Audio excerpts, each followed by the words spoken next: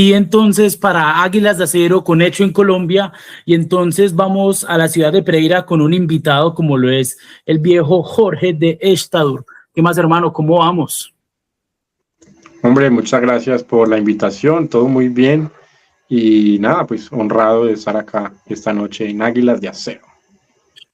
Hermano, pedirte que le dejes un saludo por los 20 años. 20 años es un recorrido grande donde también te han tenido pues sonando por estos años también con los distintos álbumes de la banda y todo. Muy brutal, no, mis más sinceras felicitaciones, con mucha honestidad mis respetos porque los medios trabajan muy fuerte en pro de la música y del metal y de los artistas y del gremio. Entonces, bravo por esos 20 años, brutal. Bueno, hermano, muchas gracias. Hermano, ¿cómo se conforma una banda y se mantiene tanto tiempo firme? Porque hablamos que Estadur nace por allá en el 2005 y desde entonces no ha bajado nunca, por así decirlo, la rienda de lo que es el death metal melódico y demás por esta zona del eje cafetero y a nivel nacional e internacional, porque son de esas pocas bandas del eje que ha podido tocar tierras europeas. Muy bacano, sí. Y aparte de bandas como Internal Suffering, que también lo han hecho anteriormente, y, y ya hablando a nivel de Risaralda, Extremely Mildly Rotten, creo que se llama la banda, creo que fueron a La de Rusia. Gallón, sí, Mindly Rotten. Mildly Rotten fueron a Rusia y Luciferian también ha hecho giras suramericanas muchas veces y han tocado una vez en Noruega en un festival. Y aparte Gortrey también. Y antes de eso, Karnal, que fue la primera banda que salió, que se puso en los Estados Unidos, y Headcrusher. Y a tu pregunta, Headcrusher, que es una mezcla de todo, porque Headcrusher tiene gente de aquí de Armenia, Headcrusher, pues obviamente con Kike y con todo, parceros de allá de Pereira. Bueno, Headcrusher es una mezcla del eje cafetero por allá en Texas. Bueno, ¿qué me decías de Estadur? bueno, respondiendo a tu pregunta, que cómo se sostenía Estadur a lo largo de tanto tiempo, pues yo creo que ha sido como mi visión desde joven, mi sueño, y pues me he logrado sostener porque la verdad he sido muy determinante en el aspecto de insistir, muy insistente, incluso de una manera extrema, es decir, si no lo hago, mi vida no tiene sentido. Entonces, en ese punto, pues es o se hace o se hace. Hombre, interesante eso. Interesante saber que la música, hay muchas bandas como ustedes que para muchos confirman que la música también puede ser un pilar por el cual salir adelante de la vida. No algo momentáneo o no algo para chisguear o no algo como para usted reunirse a ensayar 2 veces por semana y ya. No, la música para usted ha sido un camino y eso quizás también es esa forma de llegar a la contundencia y a la persistencia más que todo, ¿no? Sí, hay que persistir, obviamente hay que saber hasta dónde. Si de pronto, digamos que las puertas que se abrieron no hubiera podido abrirlas, pues en algún punto hubiera de pronto parado, ¿no? Hubiera dicho, no, pues me voy a dedicar a hacer otra cosa. Pero bueno, hoy estamos acá y muy agradecido con eso y afortunado de también contar con personas que son muy relevantes para que eso también haya sido realidad, que es conectarse con las personas apropiadas. Totalmente, hermano. Bueno, por allá en 2005, ¿cuáles eran esas influencias que Jorge trató de imprimirle a ese estado iniciando? ¿Y cómo ha ido cambiando esa visión del sonido para ti desde entonces? Bien, mira, el sonido yo lo empiezo a escuchar gracias al, al hecho de que se fundó Estadur.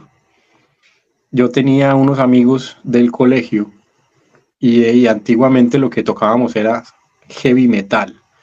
Entonces yo tenía, en mis 11, 12, 13 años, en el principio, lo que primero empecé a escuchar, mis gustos eran escuchar heavy metal.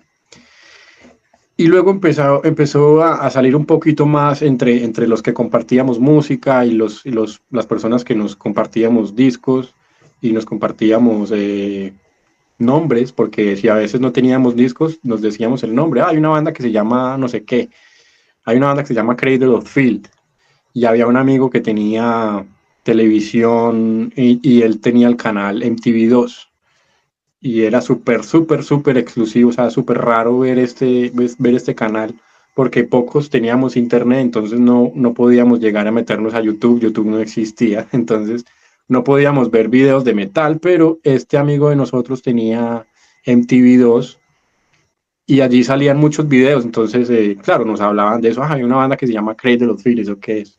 Hay una banda que se llama, no sé, Moonspell, cosas así.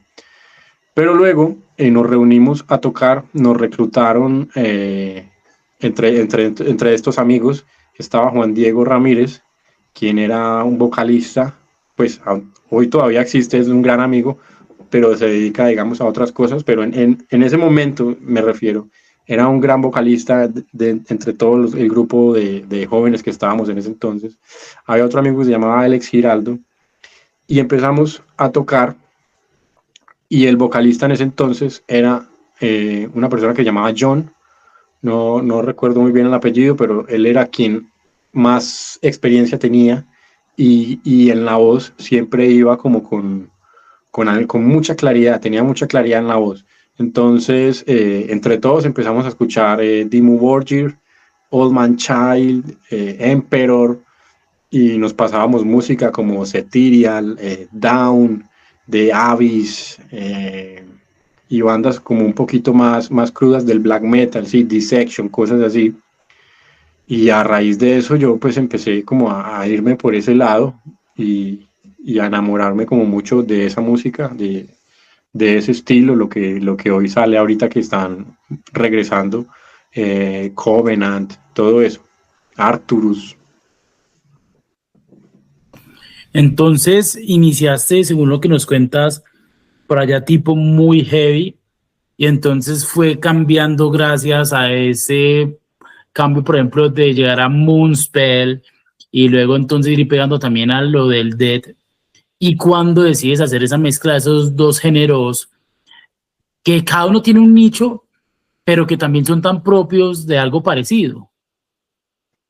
Sí, total, es un riesgo muy peligroso, valga la redundancia, porque son dos géneros que tienen, si son vertientes, igual tienen como conexiones y cosas, pero la gente no, la gente le gusta hacer como, bueno, yo le voy a este o le voy a este, pero no me voy a involucrar como con las dos. O si le gustan las dos, bien, pero no había todavía como algo que mezclara las dos cosas. Habían como insinuaciones. A mí me gustaba mucho una banda que se llama Grey Worm, y por allá en los 2000 y más o menos por esa época intentaban hacer como esa mezcla entre el black y el death melódico. Entonces era como oscuro, pero también era black, y el man hacía las dos voces, y empezaron a salir así más bandas. Entonces lo que se me antojó hacer fue, bueno, ¿qué tal mezclar esto bien de una manera como que vaya llevando el death metal y el black metal, pero entre lo melódico, entre lo sinfónico? Sí, porque había muchas veces que tocábamos, que incluso en ese entonces nos maquillábamos y todo, hacíamos toda la actuación teatral, y eso tenía sus razones y todo, y, y veíamos como un contraste un poco, que al principio era un poco ajeno, como no de rechazo, pero sí como de tabú, como, uy, estos manes se van a tocar, se van a poner a tocar y van a subir un teclado. Eso era como mentarle a la madre a un blaquero. Eso era como, mejor dicho, era mejor cantar música cristiana o religiosa que salir con un teclado. pero ya después de que nos escuchaban tocar, ya como que había como un sentido, como que, uy, no, estos pelados tienen tienen buen ensamble, tocan bien, suenan bien, además que éramos muy jóvenes. Entonces, incluso no teníamos ni siquiera la edad para estar en un bar. O sea, yo tenía 15 años y el resto de nosotros teníamos 17, 18. El único que podía ingresar era el vocalista, que sí creo que tenía alrededor de 30 en ese entonces, o llegando a los 30. Entonces era una diferencia de edades bien particular que incluso nos favoreció bastante al hecho de tener un mentor, por así decirlo, en el que nosotros adquiríamos música y escuchábamos música que nos daba mucho gusto, pero yo como igual escuchaba bandas de black, a mí también me encantaba mucho escuchar el death metal, entonces yo era muy amante también de la era del Gotemburgo, de lo que fue At the Gates, Arch Enemy, In Flames y todas las bandas que salieron de ahí para allá, Dark Tranquility, todo ese metal Gotemburgo me gustó mucho y todavía me gusta mucho. Dimension Zero, The Forsaken, son bandas muy buenas, Carnal Forge, que, que de pronto son otro género, pero a mí me gusta, estoy influenciado totalmente por eso, entonces cuando yo trato de hacer una canción o trato de llevar como el estilo, pues no veo nada de raro en mezclar las dos cosas. Total, o sea, sí, para la otra gente quizás era extraño porque pues lo que decías, primero eran una banda que tenían una, o sea, eran muy disparejos en edades, o sea, el vocalista los doblaba literal a todos, pero que mostraban algo distinto y aunque se pintaban y todo para que los blaqueros le vieran y demás, pues todo el tema del teclado también como que tenía un sentido así, ellos lo vieran raro de entrada. Y entonces, ¿en qué momento fue cuando se dieron cuenta que la banda, o te diste cuenta que la banda iba para algo serio? Cuando te diste cuenta que aquí ibas a sacar alegrías, que ibas a sacar seguramente momentos pesados, duros como cualquier otra persona, pero que te iba a dar el reconocimiento a lo que han hecho porque nacionalmente han sido muy fuertes con lo que vienen haciendo y también para llegar al exterior. ¿Cuándo te diste cuenta que esta tour te iba a dar tanta satisfacción? Pues yo creo que desde el primer show que hicimos, desde el primer concierto y desde la primera reunión que yo tuve con los compañeros, que nos reunimos, que esa alineación duró 2 años, hicimos el primer EP y ¡puf! Eso se dispersó y yo seguí solo. Pero desde ese entonces yo me di cuenta que tocar, sentir como las guitarras, sentir esa sensación de estar haciendo música, de que esa música contagia, de que esos riffs son una creación en parte mía, que en ese entonces el primer EP lo hicimos Alex Giraldo, Juan Diego Ramírez, John, Mauricio, que era el teclista, y mi persona. Fuimos los que y tuvimos como la labor creativa en ese EP, pues se siente muy gratificante estar tocando algo que nos inventamos nosotros mismos. Entonces yo allí, a mí me fascinaba, yo me sentaba en mi casa y tenía mi computador y lo que más tenía era el Guitar Pro como softwares o programas para sentarme a escribir música y mi sueño siempre fue ese, como escribir música, ¿sí? Componer, transmitir algo a raíz de la música. Yo siempre he sido una persona que no ha tenido mucha fortaleza, digamos, en expresarse, nunca a nivel corporal, es decir, una persona que danza o que demuestra este tipo de expresiones, jamás. Con el habla, más o menos, no soy una persona que hable o que vaya a dar un discurso o que me vaya a entender con una persona. Si yo me siento en una reunión, yo no hablo, a mí no me gusta hablar a no ser que necesite o que tengamos algo de qué hablar. No soy el más carismático, pero con la música o con escribir algo, sí me sentía muy, muy identificado, o sea, me sentía esto soy yo. Entonces, para mí escribir música es La completamente catarsis. mi vida completa. Entonces, desde ese momento yo dije, no, pues esto es lo que yo quiero hacer, sea escribir música para una banda, que sería muy brutal, o para lo que sea, para una película, para mí solo. Yo a veces me sentaba y escribía cosas para mí. Incluso tengo mucha música que tengo solo para mí, no la publico. SP es Rebellion of Angels, ¿no? El que estabas hablando. Correcto. Y entonces ahí empezaste a escalar con varias cosas y hoy en día pues podemos ver, por ejemplo, en Spotify que tienen canciones como el cover a Burning Heart. Me imagino que debe ser un fanático de Rocky como yo. Me imagino que te debe gustar y pues está en la lista diaria mía, te lo aseguro. El cover Brutal. me llena mucho.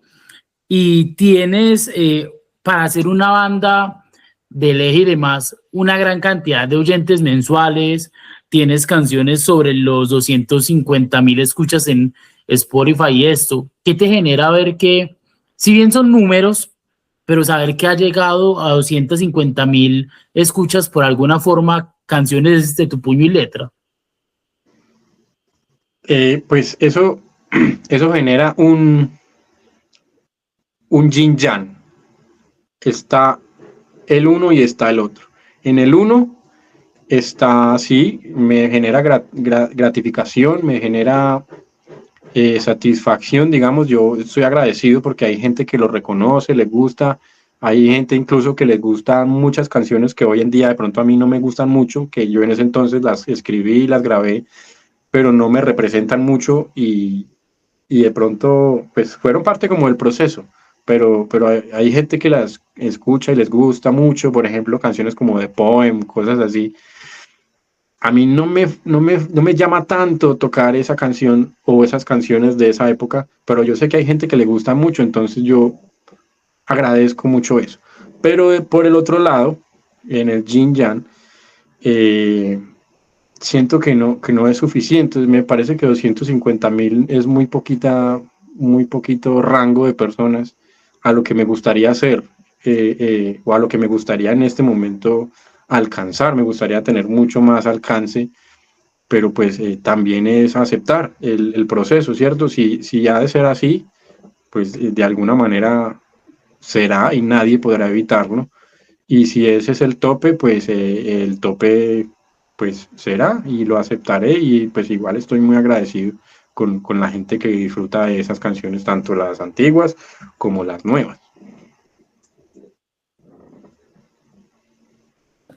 Del 2007 al 2011, hermano, pasaron casi 4 años para llegar al Dominated by Dummies. Y entonces, ¿qué es esa transición que sucede en ese tiempo entonces para ti? ¿Qué encontraste de los cambios de esa alineación que para ti duró 2 años a lo que entonces fue este álbum? Fue el, el momento, el punto quiebre, un punto importantísimo porque es muy diferente hacer música con un grupo de personas y personalmente, por ejemplo, que interactuábamos mucho, Alex, el guitarrista, y Alex tenía mucho más conocimiento, él ya tenía más experiencia en bandas, y yo era un neófito, ¿sí? Yo apenas estaba en el colegio, o sea, yo ni siquiera podía dedicarme a eso, a mí me tocaba ver qué química, que yo no sé quién, qué cálculo, y pasar un tiempo que para mí fue como un tiempo muerto. Haz de cuenta cuando tú vas en un bus viendo el trayecto, es un tiempo muerto que puedes hacer otra cosa. Y hubiera podido estar haciendo más música. Y Alex era mucho más avanzado. Entonces, lo que yo, lo que yo escribía lo complementábamos entre los dos.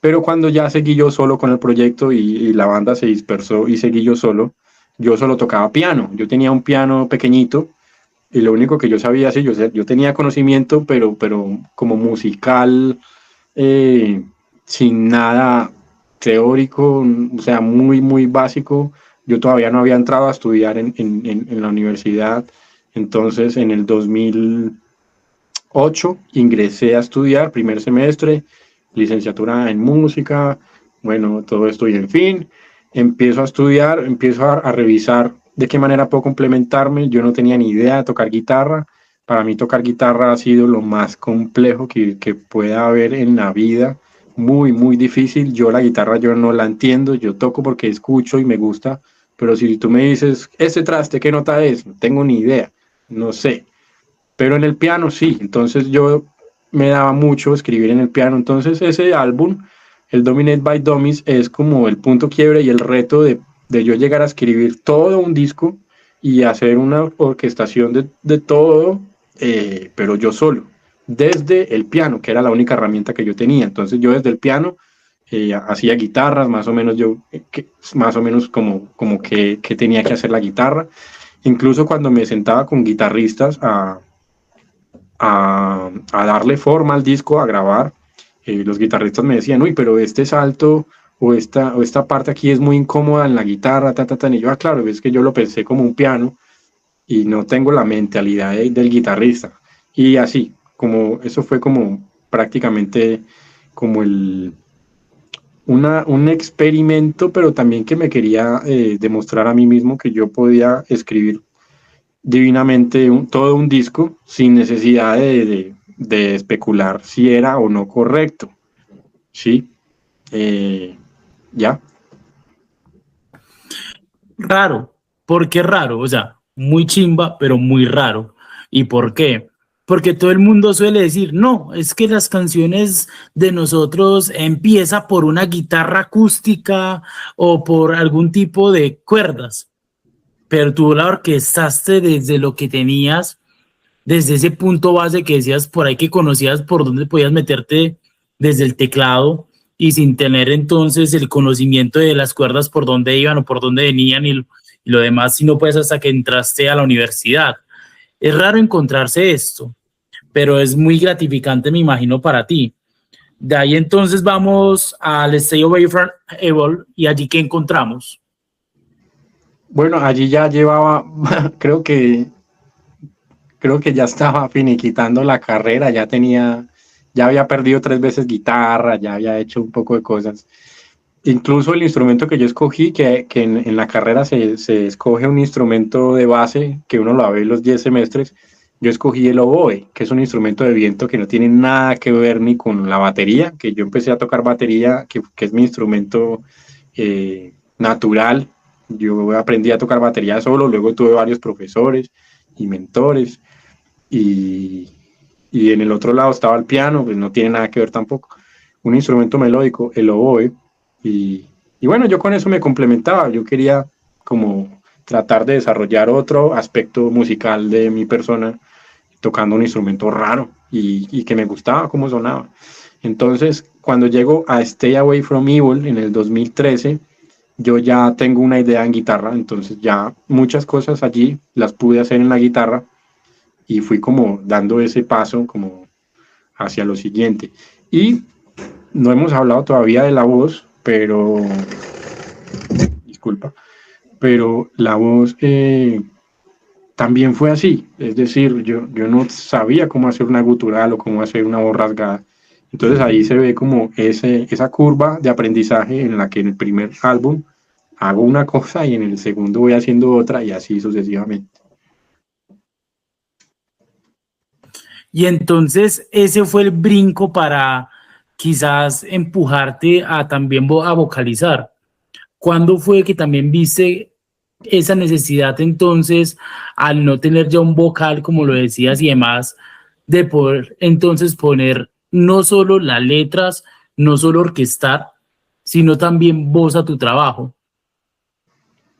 Sí, claro, pues en ese momento yo dije, no, pues yo voy a hacer las voces porque sentí que tenía que llevar como la batuta y ser el que afronta como el escenario, el interlocutor entre la banda y la gente. Entonces dije, bueno, voy a hacer este rol y me gustaba, me ha parecido bacano.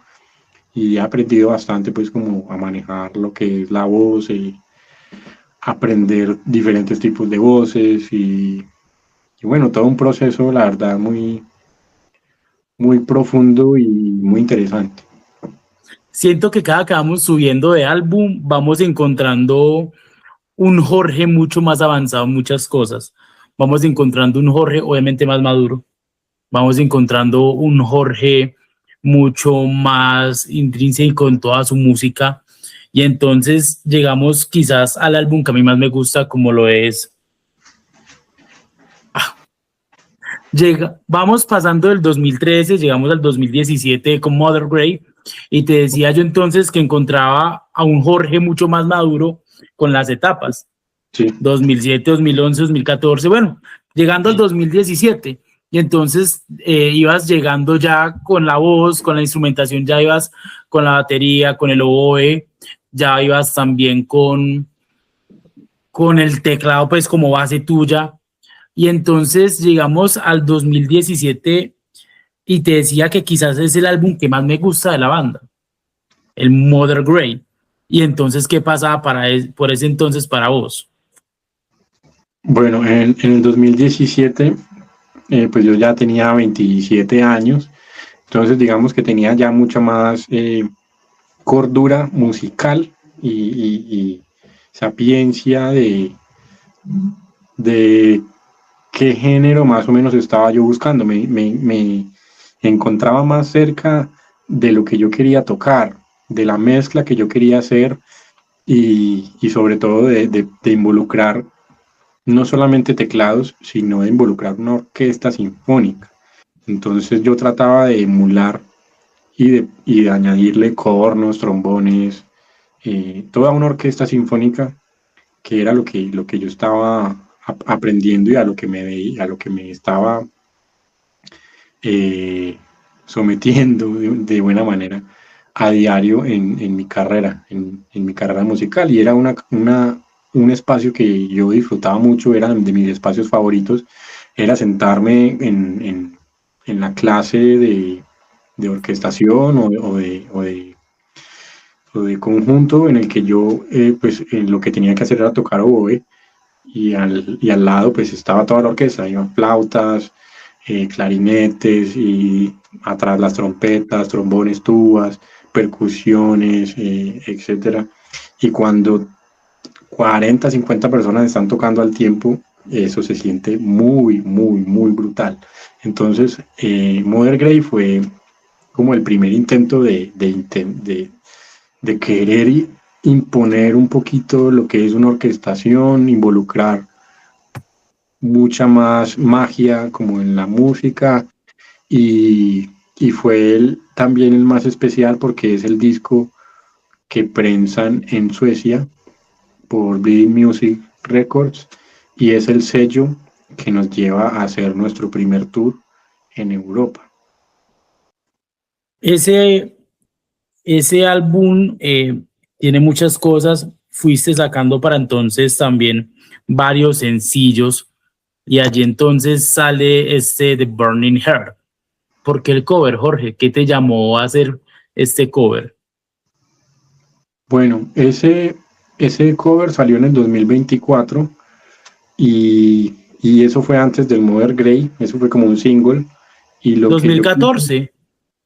perdón, 2014, 2014, pues estábamos ya cuchos. En el 2014 fue ese single, lo que yo quise hacer fue eh, hacerle como un honor a esa banda que a mí me gusta tanto, que se llama Survivor, y también pues en la película, yo soy bastante fan de rock y todas las películas me parecen muy emotivas. Entonces, para mí Survivor, era una de mis bandas favoritas y yo la escuchaba día y noche, me encantaban todos los discos y además que es una banda muy, que no es que alguien de mi edad se vuelva super fan, sino que es una banda supremamente antigua y muy legendaria, incluso de otra época. Entonces, yo empecé a pensar en la manera de traer un cover a mi estilo, al estilo de Stadur, pero, pero ¿cómo? O sea, ¿cómo lo hago? ¿Cómo lo llevo a cabo? ¿Cómo me involucro a que salga, a que esta canción tenga la identidad de Stadur y que verdaderamente sea notable, que no vaya a ser una parodia o que no vaya a ser un cover y ya? No, yo quería hacer una superversión. Entonces yo lo primero que hice pues fue intentar hacer el arreglo, que me disfruto mucho, me gusta mucho hacer música. Entonces el arreglo, yo dije, bueno, me voy a inventar esto y lo otro. La estructuré, le cambié el tempo a la canción, le cambié la tonalidad para que quedara pues como buena para Stadur. Incluso le subí un tono. Y empecé a buscar personas con las cuales se pudiera eh, como potenciar esta canción. Entonces yo dije, bueno, voy a empezar a buscar gente que a lo mejor pueda involucrarse en este cover, en esta canción. Y le escribía mucho, le escribía a gente pues, de acá de Colombia, guitarristas, gente de muchas partes. Y, y el personaje, el cantante, vocalista de Soilwork, me responde con gratitud, pues me dice, sí, hermano, yo creo que lo puedo hacer, siento que me gusta la idea, soy súper fan de Rocky, de Survivor, entonces listo, me dice que sí.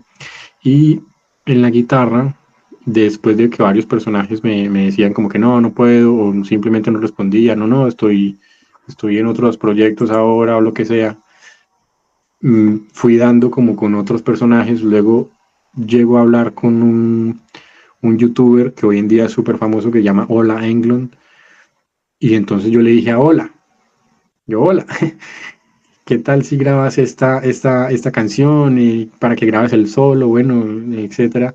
Y entonces él me dice, no, yo la verdad no soy mucho como de grabar solos, no me gusta mucho como eso, pero yo sé quién lo puede hacer. Y entonces me conectó con otra persona y me lo presentó. Todo por correo, sí, todo por las redes sociales. Y me presentó a Per Nilsson, que es el guitarrista de Scar Symmetry. Yo no me lo esperaba y pues el man dijo que sí, de una, que simplemente se tenían que pagar pues como las horas de grabación y eso, y empezamos a trabajar y el resultado fue pues esa canción que es tan impresionante. Y algo chistoso que me gusta contar es que cuando yo le pasé la canción a Bjorn Street, el de Soilwork, el cantante, como yo le subí un tono, yo no sabía si a él le iba a gustar ese tono. Entonces yo le preguntaba, bueno, mira, ya estamos listos, esta es la letra que te toca a ti y esta es la letra que me toca a mí, yo voy a hacer esto y tú vas a hacer eso. Y él me dijo, sí, perfecto. Y yo le pregunto, bueno, déjame saber si la altura está bien, porque yo le subí un tono y yo no, pues la verdad no sé si el rango está bien, bueno, déjame saber. Y él no me respondía, pasó un día, pasaron 2 días, no me respondía nada. Y yo, qué raro, este man ya no habla, porque estábamos como intercambiando los mensajes y respondíamos como rápido. Y en un día él llega y me manda un track, me manda el audio, ya listo. Toda la canción así como está en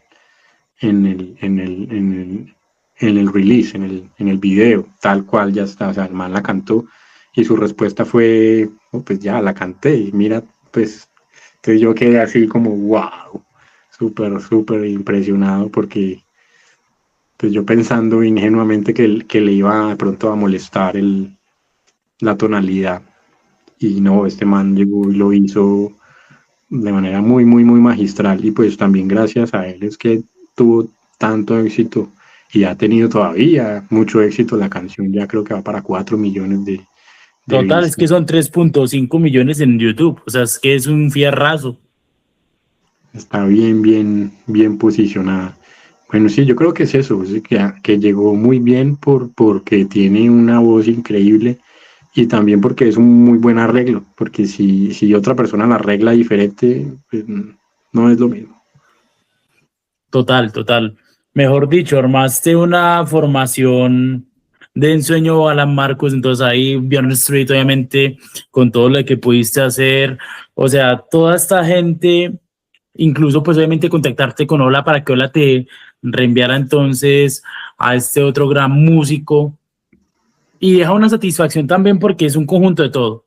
No solo son las cámaras viéndolo ustedes, sino también que cruzando esa nostalgia con el video y pues haciendo que la gente como que se quede también en todo ese imaginario colectivo y justo también con el tema de la muerte de Jimmy Jamison y todo el tema, ¿no? O sea, terrible.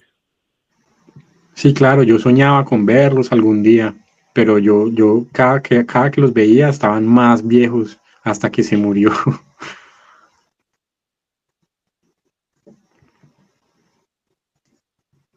Qué vaina tan terrible, hermano. Ya vamos llegando entonces al 2020 y en el 2020, From the Abyss, ¿qué es lo que te complementa que te tiene hasta hoy? ¿Qué me complementa hasta hoy?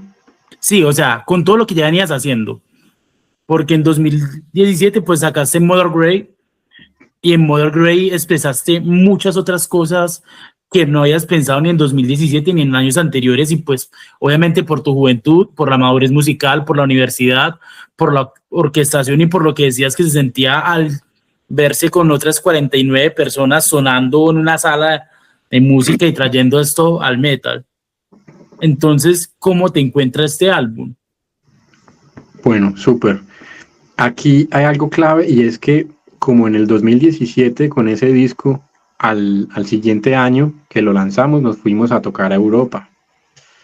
Entonces eso es súper, súper, súper importante porque yo empecé a ver shows de bandas internacionales. Hasta entonces, pues como yo he sido de la ciudad de Pereira, en Pereira no vienen muchas bandas, vienen bandas de heavy, tal vez, Ángeles del Infierno, Kraken, Rata Blanca, Barón Rojo, ¿sí? Por allá alguna vez, antes de que yo fuera más metalero, vino Cradle of Filth y yo no alcancé a ir hace muchos años. Y por allá, de pronto, otros tipos de shows. Vino Cataclysm una vez y bandas de pronto más underground. Había una que se llamaba Pandemia, por allá de Europa que vino también. Digamos que a esos shows yo iba, pero no era suficiente. No es como en Bogotá que son shows cada fin de semana. Entonces para mí fue la primera vez que pude tener ese encuentro con bandas internacionales desde el punto de vista profesional. Cómo tiene que sonar una banda, cómo se mueve una banda, qué hacen, o sea, de qué depende las cosas, el estilo también, porque en ese entonces éramos nosotros, Estadur de Colombia, Bleeding Utopia, que es una banda sueca, es decir, metal sueco, Gotemburgo, así, melódico, y una banda francesa, se llamaba Bloodstorm. Entonces eran bandas que ya eran, pues, digamos, sonido europeo. Entonces, para mí, ver eso de primera mano allí cada noche, eso pues tuvo una influencia en mí y yo empecé a depurar y a tratar de escribir música más internacional, sí, como de querer hacerlo de una mejor manera, por decirlo así. Y cuando yo empiezo a componer From the Abyss, yo ya estaba viviendo, ya me había mudado, me había ido a vivir un tiempo a New York, estaba por allá viviendo y probando cosas. Y entonces, pues yo me agarré para escribir. Entonces yo trabajaba y llegaba al cuarto donde vivía y me agarraba a escribir, a tocar, a componer. Y así fue que salió From the Abyss, ya digamos como con más criterio, digamos con más claridad y con más herramientas, por supuesto, porque había ya estudiado, digamos, otras cosas, ya había ido a talleres, estudié. Yo en el 2011 estudié con Derek Roddy, me fui como una semana y media, un poquito más. Él me recibió en su estudio, yo dormía ahí en el estudio y veíamos clases todos los días. Y así vi clases con otras personas o cuando habían talleres magistrales aquí en la universidad, yo iba y me metía a talleres de orquestación, de análisis musical, composición y gente que venía de otros lados, venía un italiano, venía un francés, yo iba y hacía las clases y siempre estaba como Al tanto de absorbiendo. la evolución totalmente, o sea, siempre estabas absorbiendo conocimiento. Sí, sí, desde que sea musical yo siempre estoy buscando qué más hacer, qué más hacer, qué más hacer. Entonces, sí, el From the Abyss es musicalmente como mi obra maestra hasta ahorita, por decirlo así, como lo que mejor he podido hacer hasta ahora, con los mejores recursos y con el mejor entendimiento que tengo de lo que para mí significa el metal y lo que yo quiero transmitir con lo que es Estadur. Llega entonces casi ya 5 o 6 años y te encuentras quizás con la banda con la que más tiempo has estado, ¿no? Entonces te encuentras con Andrés el Negro en el bajo, te encuentras con Camilo Barbosa, que además que haga pues todo el tema que hace para YouTube y demás, es un gran músico. Te encuentras con Juan en la guitarra y sigues tú estando. Entonces, ¿qué significa para ti esta formación desde entonces? ¿Cómo te ha complementado? Bueno, pues para mí ha sido muy, muy brutal porque es como la alineación que siempre busqué tener, que eran pues los músicos y las personas, sobre todo personas más dedicadas, más dispuestas y más disponibles a llevar a cabo un sueño que yo he tenido desde siempre prácticamente. Entonces, eso por un lado, porque ellos se han apropiado de eso, se han sentido pertenecientes y han aportado en cada cosa que hemos hecho, han puesto su labor y su grano de arena. Entonces para mí ha sido lo más brutal porque durante mucho tiempo sí cambiamos mucho de alineación y toqué con muchos amigos, pero nunca nos sentimos como que perteneciéramos realmente a la banda, o sea, como que fuera su banda principal, siempre tenían otro proyecto, siempre como que listo, yo voy a tocar este instrumento aquí en Estadur, pero mi proyecto es XX. O bueno, yo voy a tocar un tiempo acá, pero mi proyecto es Atata. Entonces siempre fue así. Y cuando empezamos con esa alineación, sobre todo porque el mismo álbum dio pie para que muchas personas quisieran escucharlo y como involucrarse en el disco, porque era un disco bueno, porque sonaba internacional y era un proyecto sólido que la gente que diría como, uy, yo quiero tocar acá o yo quiero pertenecer acá o yo quiero hacer esto, me genera inquietud, me llama la atención, bueno, todo esto. La primera persona que se involucra es el negro. Él entra a la banda con muy buen pie, empezamos a tocar y él se involucra tanto que empezamos a raíz de esto, él empieza a involucrar gente y a traer gente. Entonces traemos otros músicos, traemos lo que es el ingeniero de sonido hoy en día, a Dani, y empezamos a darle como más forma en cosas que de pronto yo no conocía a nivel técnico, a nivel como el backline, sí, todo ese tipo de cosas, del sonido, bueno, un poco de estructura que necesita tener una banda y empezamos a trabajar y a llenar un poco de tareas que nos dimos súper bien entre todos y luego ya entra Juan David en la batería y luego entra Camilo en la guitarra de la misma forma y pues a lo largo de estos pocos años, más o menos 5 o 6 años, pues el único disco que le hemos dado palo tanto tiempo pues ha sido From the Abyss y afortunadamente creo que ha sido tan bueno que le hemos podido sacar, digamos, provecho tantos años y, y ya hoy en día, pues, o sea, es difícil que uno pueda sacarle tanto a un solo disco. Solamente bandas pues legendarias pueden decir, no, es que hace 20 años hicimos un disco y listo, no necesitamos más. Solo con ese disco vamos a tocar el resto de nuestras vidas. No, eso es bien difícil. Entonces, bueno, le hemos dado muchos años y la alineación se ha mantenido. Y es pues como lo más brutal porque hemos sabido entender qué para cada uno significa, estadur. Incluso todos tenemos tatuados el logotipo, pues. A lo Anthrax, todos a lo Anthrax tatuados con el tema. Sí, Chimba. sí, todo se ha dado y sin necesidad, pues como que, hoy parce, si usted no se tatúa, no puede entrar a la banda. Porque hay bandas que lo hacen, incluso. No sé si sabe que Belfegor no permite que nadie se ponga camisetas de otra banda. Belfegor solo se puede poner camisetas de Belfegor. Datos cocteleros aquí con Jorge, muy bien. Sí, Interesante todo esto, hermano. Repasando todo lo que ha sido tu discografía, todo lo que has hecho, ¿qué le dirías entonces a tu punto a ese niño de 15 años que empezó a tocar, que empezó a montar su banda? ¿Qué le dirías hoy a esa percepción tuya entonces de niño? Parce, lo logramos. Hemos tocado en miles de lugares que no pensaríamos. Hemos tenido un festival como lo es el Cuervos como tal. ¿Qué le dirías? Mi hermano, no, yo no sé, como que no, pues, pues bien logrado, buen trabajo.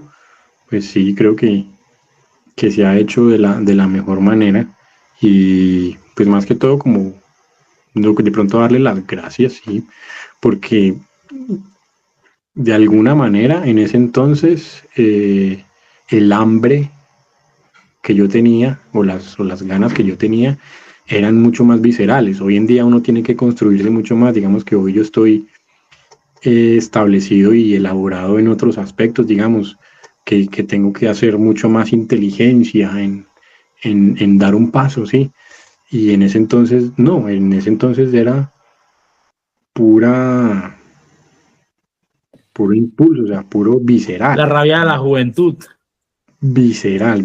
Entonces, bacano, hay que ser también muy visceral porque eso es una fuerza muy poderosa que uno tiene que conservar. Bacano. Hermano, muchas gracias por este rato que tuviste aquí para nosotros, para Águilas de Acero, en Hecho en Colombia. Aquí nos vamos a escuchar unos 3 temas de tu banda. ¿Qué quisieras que suene la gente? Ya nos dijiste que hay cosas de las que obviamente te sientes más orgullosas que de otras, pero entonces, de todo lo que has hecho, tíranos 3 temitas para que la gente se oye un poco de esta dura acá en Águilas de Acero y en Hecho en Colombia. Listo, vamos a escuchar tres canciones entonces diferentes. Vamos a escuchar Nocturnal Visitor del Rebellion of Angels. Es una canción que hicimos Alex y yo y es del primer EP, o sea, es lo primero. Vamos a escuchar Desolation de Mother Grey, que es una canción que aunque es muy lenta, cuando fuimos la primera vez a Europa nos dimos cuenta que todo el mundo era muy conectado con esta canción, lo cual yo nunca pensé. Entonces, brutal, esa canción siempre va en el repertorio, Desolation. Y del From the Abyss, escuchémonos el abrebocas del disco, que es Lowborn Bastard, que es la primera canción, el primer track, y fue también el primer release que tuvimos, que eso nos catapultó muy bien.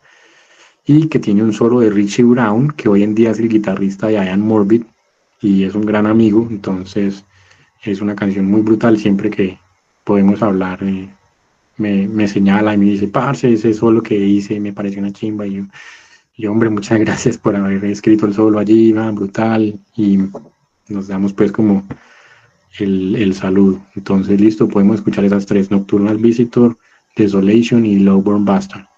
Hermano, muchas gracias. Te esperamos prontamente nuevamente aquí en Hecho en Colombia para Águilas de Acero. Sabes que esta es la casa para muchos del rock nacional allí en Cali y demás, y pues a donde llega la señal a través de la internet. Y esperamos hasta una próxima visita. Sabes que estamos acá presente para lo que salga con la banda. Dale, mi hermano, muchas gracias, Águilas de Acero, y muchas gracias por el apoyo y sobre todo por gustarle la música y está duro. Entonces, nada, brutal, que sigamos dando más música para todos. Así será. Entonces nos vamos a escuchar en un corte musical los 3 temas de esta hora y ya volvemos para el cierre del programa. No se vayan, que esto sigue.